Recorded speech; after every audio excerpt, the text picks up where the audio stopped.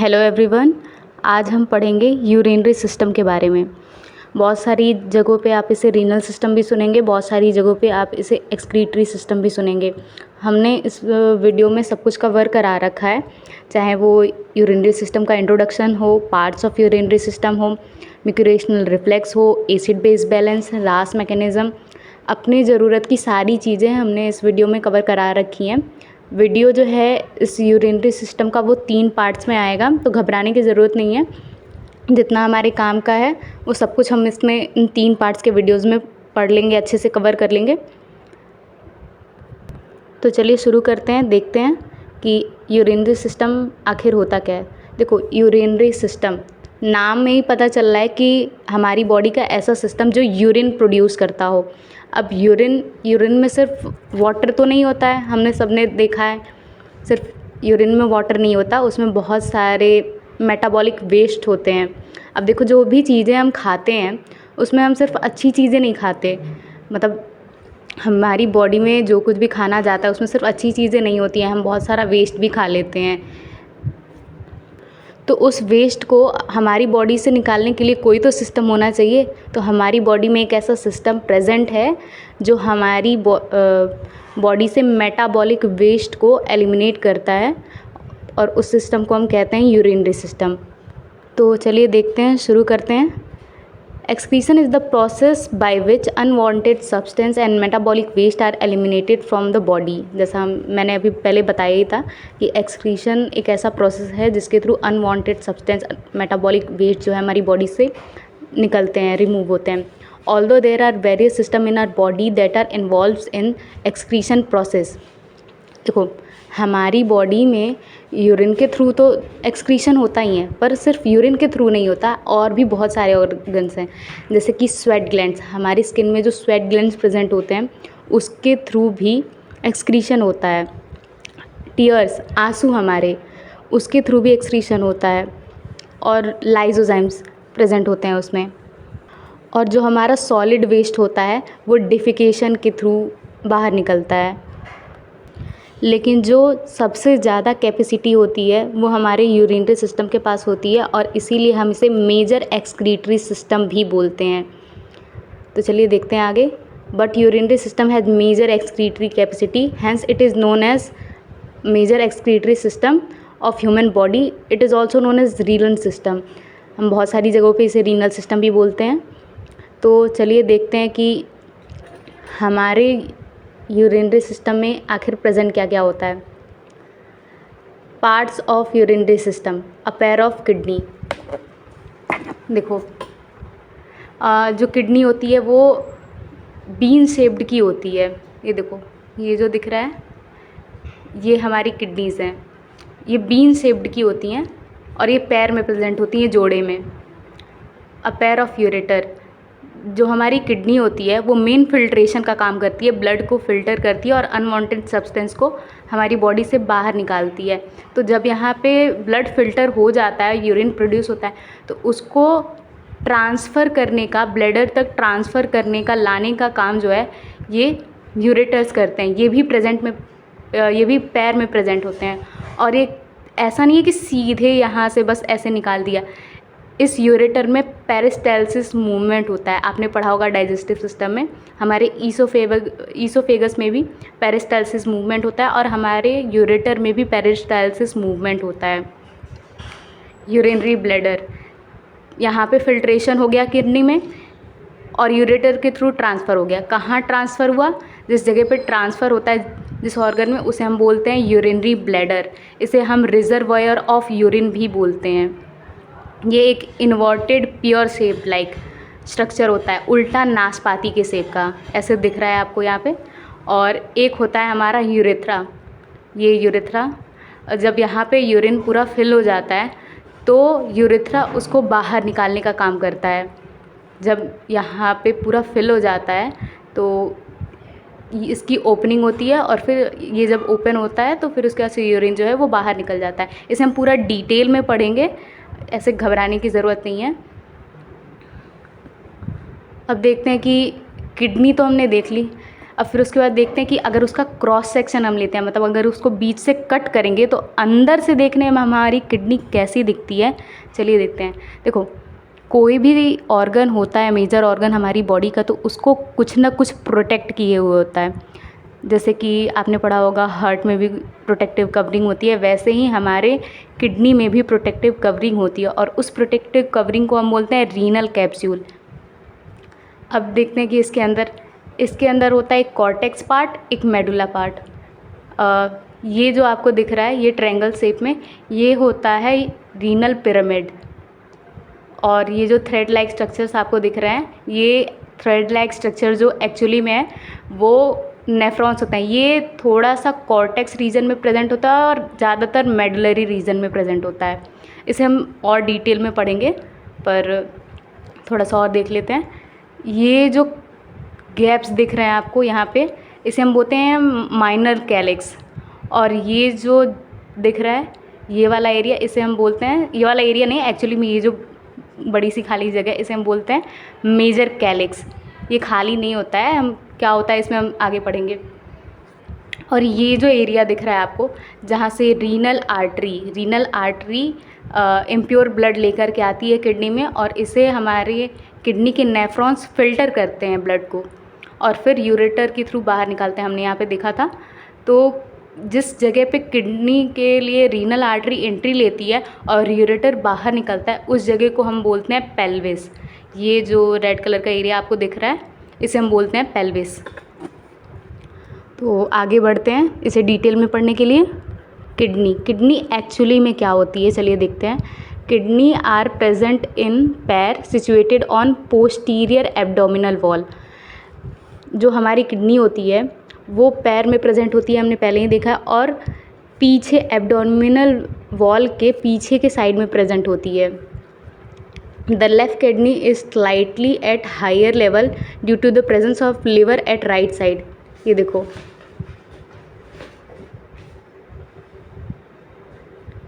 ये जो हमारी यहाँ पे किडनी है, ये वाली किडनी थोड़ी सी नीचे होती है, थोड़ी राइट साइड में जो हमारी किडनी प्रेजेंट है वो थोड़ी सी नीचे होती है, और लेफ़्ट साइड वाली किडनी हमारी थोड़ी सी ऊपर होती है, क्योंकि यहाँ पे जो है लिवर प्रेजेंट होता है, यहाँ पे एड्रीनल ग्लैंड प्रेजेंट होता है। ये जो कैप लाइक स्ट्रक्चर दिख रहा है आपको, ये टोपी टाइप का, इसे हम एड्रीनल ग्लैंड बोलते हैं। ये तो प्रेजेंट होते ही हैं, पर यहाँ इस साइड में लिवर प्रेजेंट होता है, और इसी वजह से ये थोड़ी सी नीचे होती है in comparison to left kidney.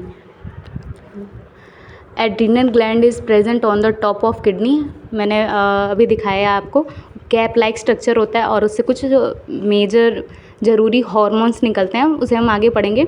Kidney are located on each side of vertebral column 12th thoracic and 3rd lumbar. मतलब वर्टिब्रल कॉलम के 12th थोरेसिक और 3rd लंबर पे हमारी जो किडनी है वो प्रेजेंट होती है, और हमारी किडनी रेडिश ब्राउन कलर की होती है। इसकी जो लंबाई होती है 10 से 12 सेंटीमीटर की, और जो चौड़ाई होती है वो होती है 5 से 7 सेंटीमीटर की। इसकी थिकनेस यानी कि इसकी मोटाई जो होती है वो 2.5 सेंटीमीटर थिक होती है, और जो वेट होता है वो 120 से 150 ग्राम का होता है। ये एक्चुअली वेरी करता है मेल और फीमेल पे भी, और एज के हिसाब से भी ये वेरी करता है। तो चलिए आगे बढ़ते हैं। It has 2 poles, upper and lower borders. इसके 2 पोल्स होते हैं, अपर और लोअर बॉर्डर। इसे हम डायग्राम के थ्रू समझेंगे। Median and lateral are 2 surfaces, anterior and posterior. ये भी हम अभी आगे पढ़ेंगे। अब देख लेते हैं किडनी की कवरिंग के बारे में। जैसे मैंने पहले भी बताया था कि हमारी बॉडी के जो मेजर ऑर्गन्स होते हैं उसके ऊपर कोई ना कोई एक प्रोटेक्टिव कवरिंग होती है जो उसे प्रोटेक्ट करने का काम करती है। तो चलिए देखते हैं कि किडनी की प्रोटेक्टिव कवरिंग कौन कौन सी होती हैं और क्या काम करती हैं। देखो, जो हमारी किडनी है उसके जो ऊपर जो कवरिंग होती है, जो मेन कवरिंग होती है, उसे हम बोलते हैं रीनल कैप्सूल। ये हमने पीछे भी देखा था। और आगे देखते हैं।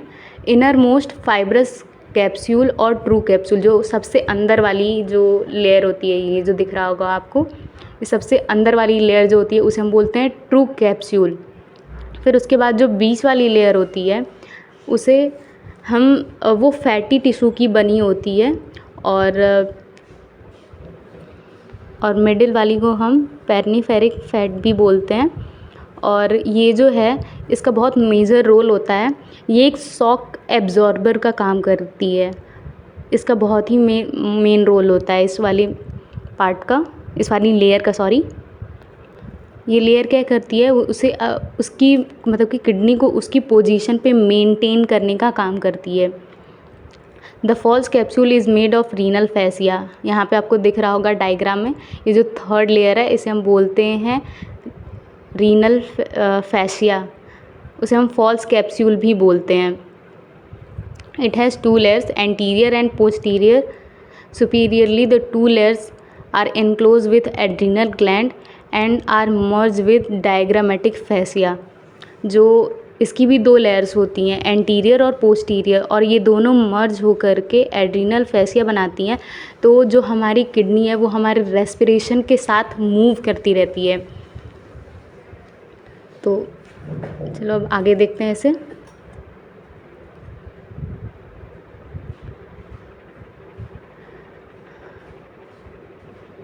पैरारीनल fats forms a cushion for kidney. इसका आप स्क्रीनशॉट ले लो इस वाले पेज का। ये उतना इम्पॉर्टेंट नहीं है, पर आप इसका एक बारी स्क्रीनशॉट ले लो, ये लिखने के काम आ जाएगा। ये उतना पूछा नहीं जाता है, पर फिर भी अपनी जानकारी के लिए हमने इसे शायद लिख लेना चाहिए, तो मैंने भी लिख लिया है। ये वो पेज है जिसका मैंने स्क्रीनशॉट लेने को बोला था, उसका डायग्राम के थ्रू हम समझेंगे कि कौन कौन सी ऐसी पार्ट्स होते हैं हमारे एसेसरी ऑर्गन्स के जो किडनी से एसोसिएटेड होते हैं। आप ले लो इसका भी स्क्रीनशॉट। एंटीरियर और पोस्टीरियर दोनों साइड से एड्रीनल ग्लैंड कहाँ प्रेजेंट होता है, हेपेटिक एरिया कहाँ होता है, कॉलिक एरिया कहाँ होता है, जियोजेनल डियोडिनल एरिया। ये उतना पूछा नहीं जाता है, पर अपनी नॉलेज के लिए पढ़ लेना इसे। तो आगे बढ़ते हैं। चलिए अब पढ़ते हैं नेफ्रॉन्स के बारे में कि नेफ्रॉन आखिर क्या होता है। देखो, नेफ्रॉन जो है, नेफ्रॉन्स को पहले हम पढ़ेंगे डायग्राम के थ्रू। चलो डायग्राम देख लेते हैं इसका।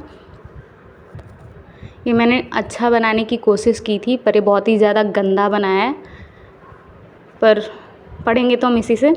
देखो, नेफ्रॉन जो होता है उसमें दो चीज़ें होती हैं। एक कैप्सूल, सबसे पहले उसमें आता है रीनल कैप्सूल और रीनल ट्यूब्यूल्स।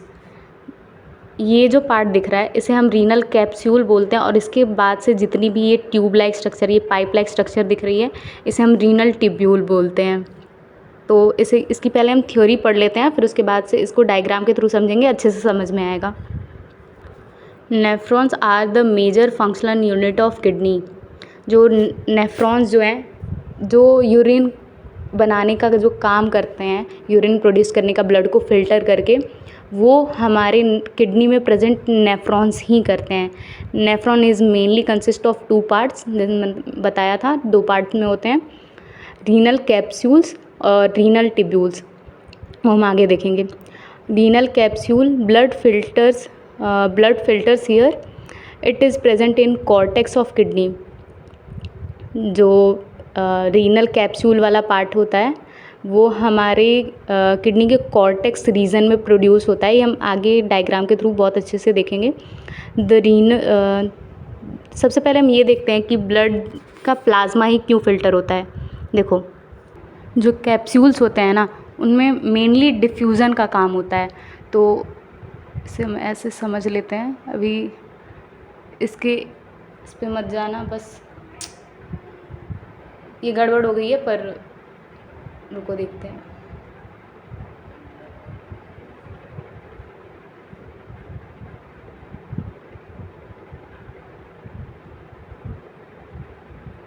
एक मिनट रुका बस। जो हमारी जो किडनी होती है उसमें जो ब्लड फ़िल्टर होता है वो सब कुछ नहीं फ़िल्टर हो जाता। सिर्फ़ और सिर्फ जो फ़िल्ट्रेशन होता है उसमें ब्लड प्लाज्मा का फ़िल्ट्रेशन होता है। देखो, हमारी जो ब्लड है उसमें सिर्फ़ और सिर्फ प्लाज्मा तो प्रेजेंट नहीं होता, उसमें आरबीसी प्रेजेंट होता है, डब्ल्यूबीसी प्रेजेंट होता है, प्लेटलेट्स प्रेजेंट होते हैं और प्लाज्मा भी प्रेजेंट होता है। तो जो फिल्ट्रेशन होना है वो सिर्फ़ और सिर्फ प्लाज्मा का ही फिल्ट्रेशन होना है, सिर्फ़ और सिर्फ प्लाज्मा फ़िल्टर होगा यहाँ पे। ये जो आरबीसी, डब्ल्यूबीसी और प्लेटलेट्स है, इसका फ़िल्ट्रेशन नहीं होना है, क्योंकि ये हमारी बॉडी की बहुत ही ज़रूरी चीज़ें हैं, इसका फ़िल्ट्रेशन नहीं होता है। प्लाज्मा इसलिए फ़िल्टर होता है क्योंकि यहाँ पे जो है डिफ्यूज़न का प्रोसेस लगता है, तो यहाँ पे ऐसे समझ लो, यहाँ पे जो गैप होता है वहाँ से सिर्फ़ और सिर्फ प्लाज्मा ही इंटर हो सकता है। ये जो सेल्स हैं, ये बड़े बड़े सेल्स हैं ब्लड्स में प्रेजेंट, प्लाज्मा में प्रेजेंट, तो ये फ़िल्टर नहीं होते हैं। और ये क्यों फ़िल्टर हो भाई, ये तो हमारी बॉडी के लिए ज़रूरी है। ये अगर फ़िल्टर हो गए, इसमें चले गए, तो फिर तो बीमारी हो जाएगी। तो हमारे सिर्फ़ और सिर्फ प्लाज्मा ही फ़िल्टर होगा यहाँ पे, और इसी में जो भी इम्प्योरिटीज़ हैं वो इसके साथ मिल कर के यहाँ पे फ़िल्टर होंगी, पूरा एब्जॉर्प्शन रीएब्जॉर्प्शन जो भी होना है होगा। तो यहाँ पे blood plasma filters here, it present in cortex of kidney, वो हम आगे देखेंगे। The renal function of renal capsule is filtration of blood, वो हमने देखा है। It can be further divided into 2 portion, glomerulus और बुमेंस कैप्सूल। ये क्या होता है ये हम अभी आगे देखेंगे। एक्चुअली चलो यही देख लेते हैं। ये वाला जो हिस्सा होता है हमारा, इसे हम ग्लोमेरुलस बोलते हैं। जो बंच ऑफ कैपिलरीज़ होता है, जो ब्लड वेसल्स होती हैं, उसके सबसे छोटी यूनिट को हम कैपिलरीज़ बोलते हैं, ये तो शायद पता होगा। और ये जो हिस्सा है, ये जो कप शेप्ड स्ट्रक्चर है, इसे हम बोलते हैं बुमेंस कैप्सूल। अब देखते हैं रीनल ट्यूब्यूल्स के बारे में, पढ़ते हैं।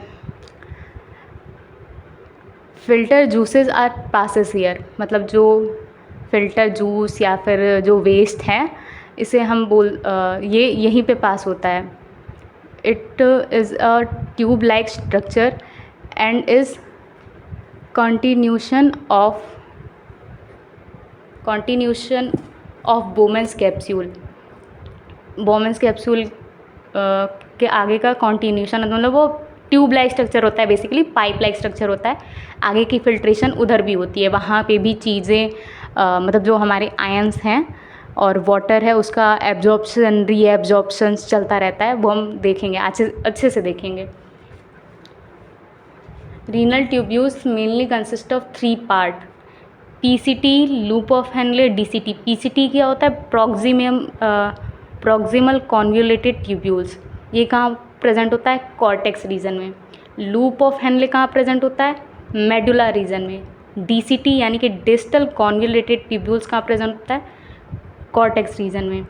Loop of Henley can be further divided into 2 parts, descending limb and ascending limb. अब चलो इसको डायग्राम के थ्रू अच्छे से पूरा समझते हैं। देखो, अब हम अच्छे से इसमें पढ़ेंगे कि एक्चुअली में क्या। ये जो लाइन दिख रही है आपको, ये इसके ऊपर का जो पार्ट है, एक्चुअली उसके ऊपर का पार्ट जो है, ये यहाँ से बनाना था मुझे, सॉरी। उसके ऊपर का जो पार्ट है उसे हम कॉर्टेक्स बोलते हैं, और उसके नीचे वाले पार्ट को हम बोलते हैं मेड्यूला। अब देखो फिल्ट्रेशन एक्चुअली में होता क्या है। ये जो रेड कलर की पाइप दिख रही है, डक्ट, ये एक्चुअली रीनल आर्टरी है।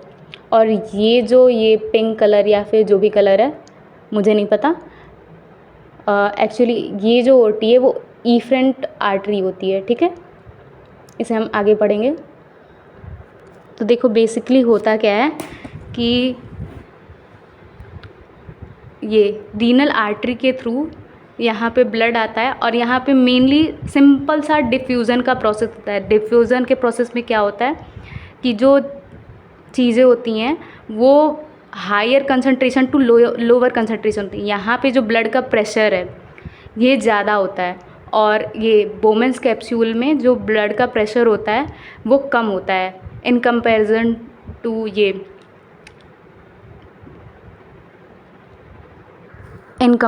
To glomerulus. अब देखो यहाँ से जो इम्प्योर ब्लड है वो आया, और फिर उसके बाद से फिल्ट्रेशन स्टार्ट होता है। डिफ्यूज़न के थ्रू यहाँ पे जो इम्प्योरिटीज़ हैं, जो मतलब जो प्लाज्मा फ़िल्टर हुआ हमारा, वो इधर आ गया। अब देखो यहाँ पे जो ये पहुँचा, फिर यहाँ से ट्यूब लाइक स्ट्रक्चर, ये जो पीसीटी है, यहाँ पे मैक्सिमम रीएब्जॉर्प्शन जो है वो यहीं पे हो जाएगा। यहाँ पे किस किस चीज़ का एब्जॉर्प्शन होगा? यहाँ पे एब्जॉर्प्शन होगा HCO3 का, H2O यानी कि वाटर का, अमोनिया का, सोडियम का, पोटेशियम, कैल्शियम और यूरिक एसिड का। जो भी चीज़ें ज़्यादा होंगी, मतलब कि जो भी अच्छी चीज़ें ज़्यादा होंगी वो हमारे ब्लड वेसल्स में चली जाएंगी, और जो बेकार चीज़ें होंगी, मतलब जिनको फ़िल्टर होना ही है, वो आ जाएंगी यहाँ पे इन ट्यूब्यूल्स में। अब देखो यहाँ से होते हुए ये आया, ये यहाँ से आ गया, ये लूप ऑफ हेनले में। अच्छा, ये आपको दिख रहा होगा, ये यू शेप्ड स्ट्रक्चर, इसे हम बोलते हैं लूप ऑफ हेनले। और देखो यहाँ पे जो लूप ऑफ हेनले है ना, ये भी ऐसे असेंडिंग और डिसेंडिंग में डिवाइडेड है। असेंडिंग और डिसेंडिंग क्यों? देखो यहाँ से जो ब्लड आएगा, मतलब जो फिल्ट्रेट आएगा, वो ऐसे ही तो आएगा, ये ऐसे, तो इसे हम बोलेंगे डिसेंडिंग क्योंकि ये ऊपर से नीचे जा रहा है, और इसे हम बोलेंगे असेंडिंग क्योंकि ये नीचे से ऊपर जा रहा है। तो और ये जो जगह है, ये लूप ऑफ हेनले है। देखो यहाँ पे मैक्सिमम रीएब्जॉर्प्शन होता है, पर ऐसा नहीं है कि सब कुछ यहीं पे रीएब्जॉर्ब हो गया। इसके आगे भी जो फिल्ट्रेशन का काम है वो चलता रहता है। देखो ये है ना, इसके आसपास कैपिलरीज दिख रही हैं। ये क्या, ये इस आखिर ये प्रेजेंट है तो किस लिए तो प्रेजेंट होगी? हमारी बॉडी में जो कुछ भी होता है किसी न किसी रीज़न की वजह से होता है, चाहे वो अच्छी चीज़, अच्छा काम हो रहा हो, चाहे वो बुरा काम हो रहा हो। तो ये कैपिलरीज क्यों प्रेजेंट होती है? क्योंकि यहाँ पे भी फिल्ट्रेशन चलता रहता है। यहाँ पे भी जो अनवांटेड चीज़ें होती हैं वो ब्लड कैपिलरीज से निकल करके ये यहाँ ये इंडक्ट्स में चली जाती हैं।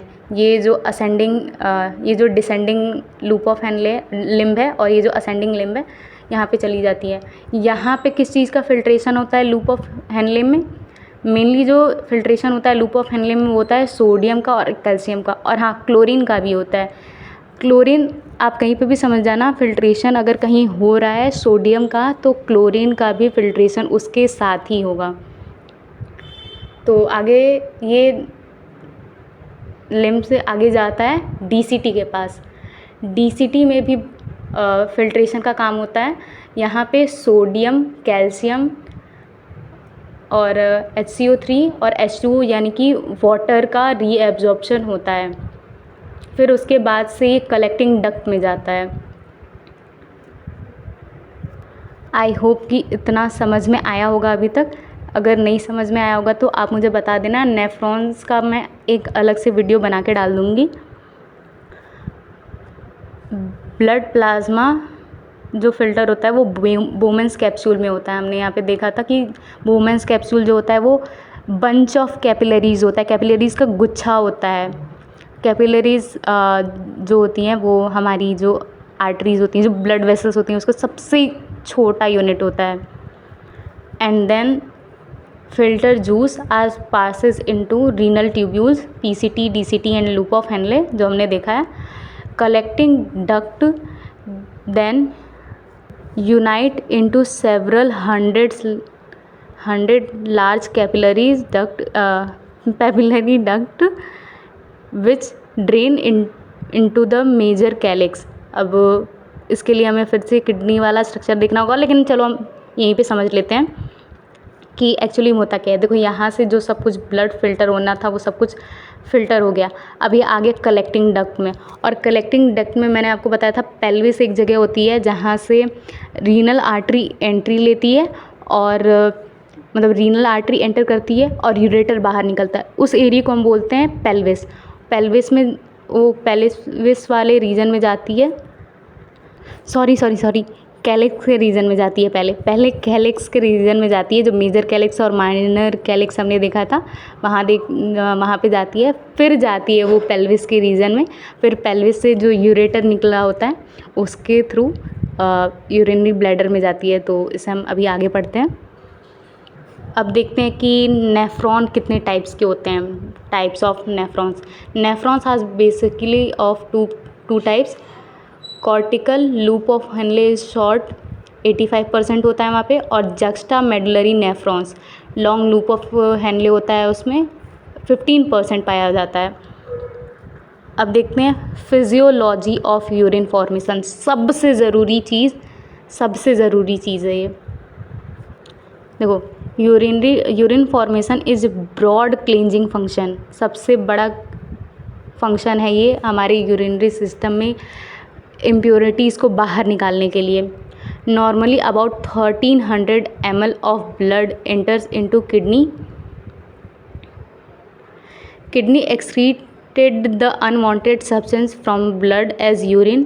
Normal urine is about 1.5 litre per day. देखो, हमारी बॉडी में मतलब हमारी किडनीज़ में मेनली 1300 ml ब्लड जो है पर मिनट फ़िल्टर होता है, और पूरे दिन में जो होता है कि 1.5 लीटर यूरिन पर डे हमारी बॉडी से प्रोड्यूस होता है, मतलब कि यूरिनरी सिस्टम से प्रोड्यूस होता है।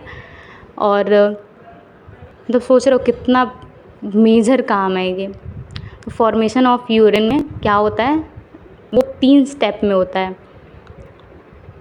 ग्लोमेरुलर फिल्ट्रेशन होता है, और ट्यूबुलर फिल्ट्रेशन होता है, और ट्यूबुलर रीएब्जॉर्प्शन होता है, और ट्यूबुलर सिक्रीशन होता है। अब देखो, ग्लोमेरुलस फिल्ट्रेशन में क्या होता है, अभी हमने देखा था, पढ़ा था, अब इसे फिर से देखते हैं। It is a process by which blood is filter while passing through glomerular capillaries bye filtration membrane. ये देखो, ये मैंने पहले ही बताया था कि ये एफरेंट आर्ट्रियोल्स के थ्रू जो इम्प्योर ब्लड है वो जाता है, और ईफ्रेंट के थ्रू बाहर आ जाता है। अब देखो, ये जो एफरेंट आर्ट्रियोल्स हैं ये थिक होते हैं और ये नैरो होती है। इतना समझ में आ रहा है? यहाँ पे जो मेन काम होता है वो डिफ्यूज़न का प्रोसेस लगता है। यहाँ पे डिफ्यूज़न में ये होता ही है कि चीज़ें जो आयंस हैं या फिर जो पार्टिकल्स हैं या फिर जो कुछ भी चीज़ें हैं वो higher concentration to lower concentration है। यहाँ पे जो एफरेंट आर्ट्रियोल्स हैं, यहाँ पे जो ब्लड का प्रेशर होता है वो ज़्यादा होता है।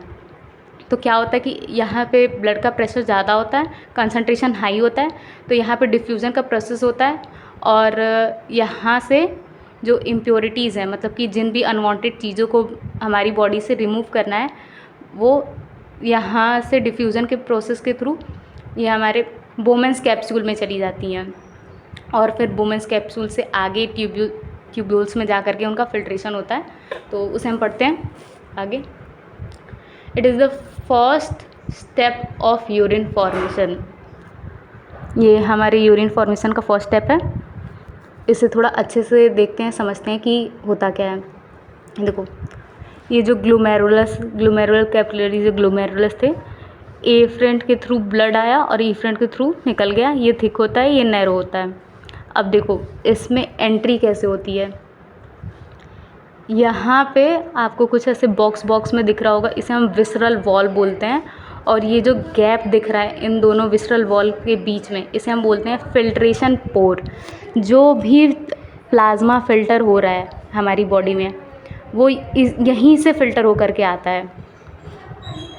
और ये जो है एक्चुअली में वो विसरल वॉल नहीं है, ये विसरल वॉल होती है, और ये जो है ये पोडोसाइट सेल्स होते हैं।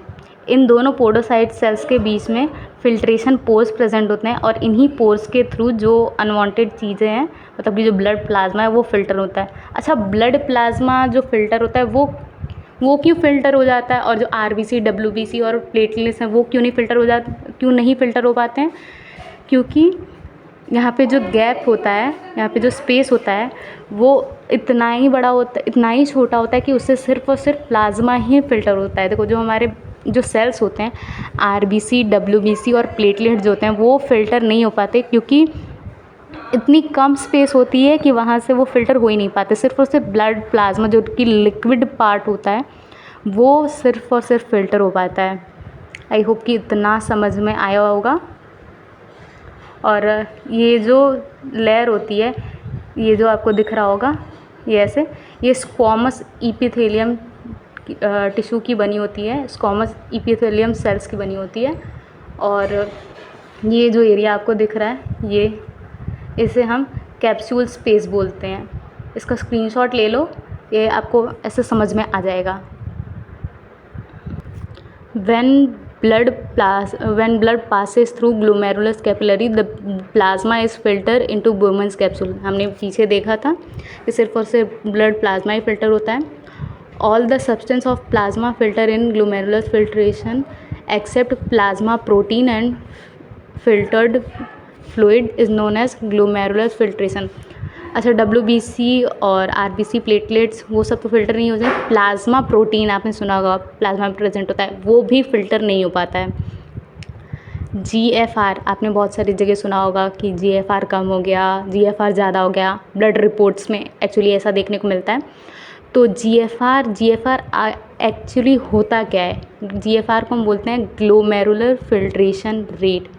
GFR stands for glomerular filtration rate. It is defined as total quantity of filtrate formed in all the nephrons of both of the kidneys in the given unit of time. Normal GFR is 120 ml per minute and 180 liter per day। देखो, GFR glomerular filtration rate actually में क्या होता है? जितना भी जो blood है हमारी बॉडी में पर मिनट या पर डे प्रोड्यूस होता है, जैसे मान लो कि 1300 ml ब्लड आता है किडनी में अगर 1 मिनट में, तो पूरा तो यूरिन के फॉर्म में निकलेगा नहीं, सिर्फ और सिर्फ यूरिन में क्या निकलेगा? जो इम्प्योरिटीज़ होती हैं वही तो निकलेंगी, बाकी सारी जो चीज़ें हैं वो तो ब्लड में ही प्रेजेंट रहेंगी। तो जो नॉर्मल GFR होता है वो 120 ml पर मिनट और 180 लीटर पर डे होता है। मतलब कि 1 मिनट में 125 ml ब्लड जो होता है वो किडनी में रीनल आर्टरी के थ्रू जाता है, और एक दिन में 180 लीटर ब्लड जो है वो जाता है, और उससे यूरिन प्रोड्यूस होता है। Factors affecting GFR। अब कौन कौन से ऐसे फैक्टर्स हैं जो GFR को अफेक्ट कर सकते हैं, जिससे जो हमारा जो यूरिन बन रहा है वो कम या ज़्यादा हो सकता है? तो चलिए देख लेते हैं। Colloidal osmotic pressure. देखो, ब्लड में जो प्रेशर होता है, ऑस्मोटिक प्रेशर जो होता है, उसके वजह से भी हो सकता है। रीनल ब्लड फ्लो, जो ब्लड फ्लो है हमारी बॉडी में, ब्लड कितने के रेट से फ्लो हो रहा है उसके वजह से, ब्लड प्रेशर की वजह से हो सकता है। ग्लोमेरुलर कैपिलरी प्रेशर, जो हमारे ग्लोमेरुलस कैपिलरीज़ में जितना प्रेशर है उस पर भी वेरी करता है। Hydrostatic pressure in Bowman's capsule. GFR is directly proportional to RBF। अब RBF क्या होता है? RBF होता है रीनल ब्लड फ्लो, यानी कि हमारी किडनी में किस हिसाब से, कितने % के हिसाब से या फिर कितने स्पीड के हिसाब से जो ब्लड है वो फ्लो हो रहा है। और एज भी वेरी करती है कि अगर एज बढ़ता है तो जो नेफ्रॉन्स होते हैं वो हमारी बॉडी में, उनका जो फंक्शन होता है वो धीरे धीरे स्लो हो जाता है, कम हो जाता है। एज बढ़ती है तो स्लो हो जाता है। तो और आगे का देखते हैं। आगे देखते हैं ट्यूबुलर रीएब्जॉर्प्शन। ट्यूबुलर रीएब्जॉर्प्शन, नाम में ही पता चल रहा है कि ट्यूब्स में जो रीएब्जॉर्प्शन हो रहा था उसे हम ट्यूबुलर रीएब्जॉर्प्शन बोलते हैं। जैसे कि हमने देखा था कि PCT में, जो PCT प्रॉक्सिमल कॉन्वोल्यूटेड ट्यूब्यूल्स थी, वहाँ पे मैक्सिमम रीएब्जॉर्प्शन हो रहा था। और लूप ऑफ हेनले में भी हमारा रीएब्जॉर्प्शन हो रहा था। DCT डिस्टल कॉन्वोल्यूटेड ट्यूब्यूल्स में भी हमारा रीएब्जॉर्प्शन हो रहा था। तो चलिए देखते हैं। 180 litre of blood gets filter per day. The 1.5 litre urine produce होती है, and 1 to 1.5 litre urine get forms and excreted out from our body. About 98 नहीं होगा, यहाँ पे 99 होगा, मैंने गलत लिख दिया। 99 part of filtrate again gets reabsorb in blood. जैसे कि मैंने बताया कि उसके आगे पीछे कैपिलरीज प्रेजेंट होती हैं, उसके आसपास क्यों प्रेजेंट होती हैं? हर एक चीज़ का तो कोई ना कोई कारण होता है, हर एक चीज़ के पीछे कोई ना कोई वजह होती है। तो 99 जो % जो पार्ट है वो फ़िल्टर जो हो चुका है, वहाँ पे भी रीएब्जॉर्प्शन होता है। जो अच्छी चीज़ें होती हैं वो हमारी बॉडी में रीएब्जॉर्ब हो जाती हैं, जैसे कि जो हमारे जो आयंस है, एसेंशियल आयंस, सोडियम है, कैल्शियम है, पोटेशियम है, वो ब्लड में रीएब्जॉर्ब हो जाता है और फिर उसके बाद से जो अनवांटेड चीज़ें हैं वो बाहर निकल जाती हैं। अब देखते हैं कि जो भी चीज़ें बाहर निकली हैं उसमें और क्या क्या है। This is the process by which water and other necessary substance are reabsorb from renal tubules of blood. जैसे हमने देखा था कि जो रुको एक मिनट,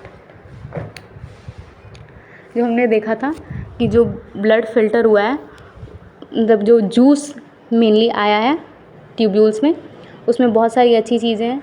तो जो नेसेसरी जो चीज़ें होती हैं जैसे कि सोडियम, कैल्शियम, पोटेशियम, वो फिर से रीनल ट्यूब्यूल्स में फिर वापस चला जाता है, रीएब्जॉर्ब हो जाता है। Reabsorb substance move into the essential fluid of renal medulla. After that they moves into the tubular capillaries. हमने देखा था, पहले ही बताया था, tubular reabsorption is a selective reabsorption as the tubular cells reabsorb only those substance that are necessary for our body. जो भी reabsorption होना है वो सिर्फ़ और सिर्फ नेसेसरी चीज़ों का ही होना है। अमोनिया वगैरह, अमोनिया या फिर जो NHCO3 था उसका नहीं होगा। जो सिर्फ आयंस हैं, एसेंशियल आयंस, उनका होगा। The substance which are essential they get reabsorb while unwanted substance get excreted out. ये वही सारी चीज़ें हैं, बार बार वही लिखा हुआ है। अब देखते हैं tubular secretion. It is the process in which a substance are transported from blood to renal tubules. Tubular secretion मतलब कि ट्यूब्स के थ्रू जो सिक्रीशन होता है, जो सिक्रेट होकर के जा रहा है, उसे हम बोलते हैं ट्यूबुलर सिक्रीशन। और the unwanted substance that are not get filter from our blood to Bowman's capsule in first step are transported to renal tubules later in this process. अब देखो अच्छे से समझेंगे इसमें कि रीनल ट्यूब्यूल्स ट्यूबुलर सिक्रीशन में होता क्या है। जो कुछ भी बोमेंस कैप्सूल में फ़िल्टर नहीं हो पाया है, जिसमें मैंने बताया था कि उसके नेफ्रॉन्स के आगे पीछे ब्लड कैपिलरीज जो होती हैं वो प्रेजेंट होती हैं। तो जो चीज़ें बोमेंस कैप्सूल में फ़िल्टर नहीं हो पाई थी वो ट्यूब्यूल्स के थ्रू कैपिलरीज़ के थ्रू वहाँ पे भी डिफ्यूज़न का प्रोसेस लगेगा। वहाँ से वो फिर जो ट्यूब्यूलर पार्ट होता है, जो PCT, DCT, loop of Henley था, वहाँ पे चली जाती है, सिक्रीशन हो जाता है। मतलब कि जो देखो ये जो हमने देखा था कि इसके आगे पीछे जो है कैपिलरीज़ प्रेजेंट होती हैं ऐसे। एक मिनट रुक जाओ। तो जो चीज़ें हमारी यहाँ पे फ़िल्टर नहीं हो पाई थी वो यहाँ पे फ़िल्टर हो जाती है। अगर जो चीज़ें छूट जाती हैं वो यहाँ पे आकर के फ़िल्टर होती हैं, अनवांटेड चीज़ें यहाँ पे चली जाती हैं। इसे हम बोलते हैं ट्यूबुलर सिक्रीशन। अब देखते हैं समरी यूरिन फॉर्मेशन की, आपको और डिटेल में और अच्छे से समझ में आ जाएगा। देखो यहाँ पे 3 स्टेप में है, ग्लोमेरुलस फिल्ट्रेशन, ट्यूबुलर फिल्ट्रेशन और ट्यूबुलर सिक्रीशन। तो जैसे मैंने पहले भी बताया था कि जो ब्लड होता है, ब्लड फ़िल्टर होता है, ब्लड में सब कुछ फ़िल्टर नहीं होता है। Substance not filter leukocyte, erythrocyte, platelets and plasma protein.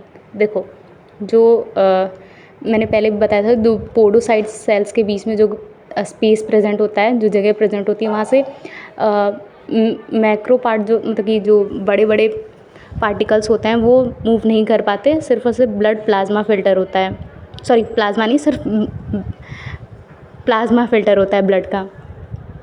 और फिर ग्लोमेरुलस भी हमने देखा है, यहाँ पे स्पेलिंग गलत हो गई है। यहाँ पे होता है ग्लोमेरुलर फिल्ट्रेशन, जो हमने पीछे देखा है। फिर रीनल ट्यूब्यूल्स में क्या होता है, 99% रीएब्जॉर्प्शन होता है। जो भी चीज़ें अच्छी चीज़ें जो हमारी यूरिन मतलब कि जो जूस है वहाँ पे चली गई है, वहाँ से रीएब्जॉर्ब हो करके फिर से ब्लड में चली जाती है। Some substance selected from blood into renal tubules, और फिर उसके बाद से जो अनवांटेड चीज़ें होती हैं वो कलेक्टिंग डक्ट के थ्रू, मतलब यूरिन बनती है और कलेक्टिंग डक्ट के थ्रू वो फिर बाहर निकल जाती है। इसे हम एक और बार डिटेल में देख लेते हैं। देखो, एफरेंट आर्टेरियोल ये है, और ये है ग्लोमेरुलस, ठीक है। और ये हमारा ये जो कप लाइक स्ट्रक्चर है इसे हम बोमेंस कैप्सूल हम इसे बोलते हैं। और ये हमारा पीसीटी, ये जो ऐसे दिख रहा है, ये हमारा लूप ऑफ हेनले है, ये डिसेंडिंग लिम्ब, असेंडिंग लिम्ब, ये डीसीटी, और ये कलेक्टिंग डक्ट। तो जो 99% रीएब्जॉर्प्शन होता है, मतलब जो मेजर रीएब्जॉर्प्शन होता है वो यहीं पे हो जाता है। वाटर, यहाँ पे किस किस चीज़ का रीएब्जॉर्प्शन होता है? Water, glucose, amino acid, sodium, potassium, calcium, HCO3 और यूरिक एसिड।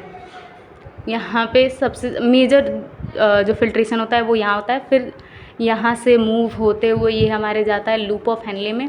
यहाँ पे सोडियम और कैल्शियम का रीएब्जॉर्प्शन होता है, मतलब ऐसे समझ लो कि जो रीएब्जॉर्प्शन होना है, जो भी बेकार चीज़ें हैं, अनवांटेड चीज़ें हैं, वो कैपिलरी से निकल करके यहाँ पे आ जाती हैं हमारे ये ट्यूब्यूल्स में, और जो भी अच्छी चीज़ें हैं वो ट्यूब्यूल्स से निकल करके कैपिलरीज़ में चली जाती हैं। इतना समझ में आ रहा होगा। और फिर उसके बाद से जो अनवांटेड चीज़ें हैं, मतलब जो जूस है, वो यहाँ पे डीसीटी में जाता है। डीसीटी में भी रीएब्जॉर्प्शन होना है। किसका रीएब्जॉर्प्शन होना है? सोडियम का, कैल्शियम का, HCO3 का और वाटर का।